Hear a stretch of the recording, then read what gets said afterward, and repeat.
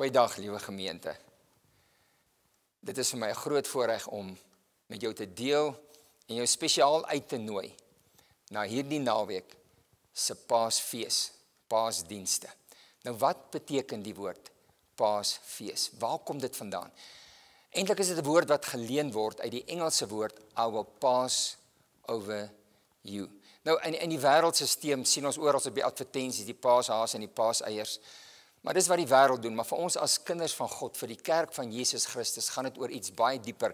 En ons kry iets daarvan in Eksodus 12, waar hy praat van die lam wat geslag was. En dan lees ons in vers 13, ek gebruik die Engels net om die woord te verduidelik. Hy sê, now the blood shall be a sign for you on the houses where you are. And when I see the blood, I will pass over you, and the plague shall not be on you to destroy you when I strike the land of Egypt. When I see the blood, I will pass over you. Dank God, dis waaroor dit gaan.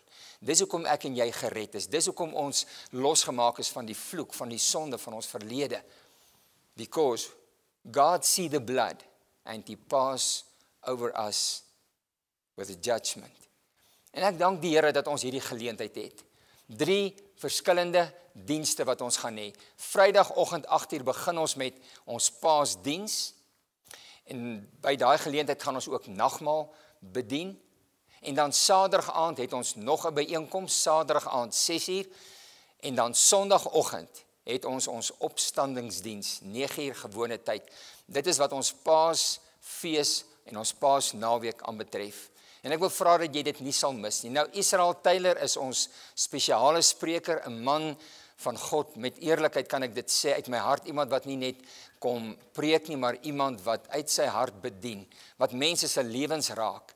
En dis waarvoor ons die Here vertrou hierdie naweek, dat gebroke, stikkende lewens herstel sal word, dat verlore mense gered sal word, dat ons as gelowiges sal geestelik groei, dat ons lewens verander sal word, dat ons al hoe meer soos hy sal lyk en soos hy sal word en soos hy sal wees. Hierdie is 'n besondere geleentheid. Kom ons gebruik dit. Ek nooi jou uit. Maak seker jy's hier.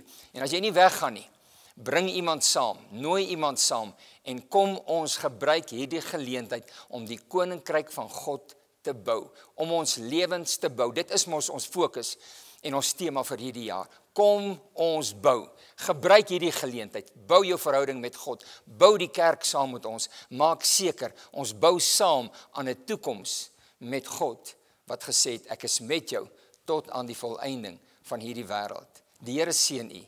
Baie dankie.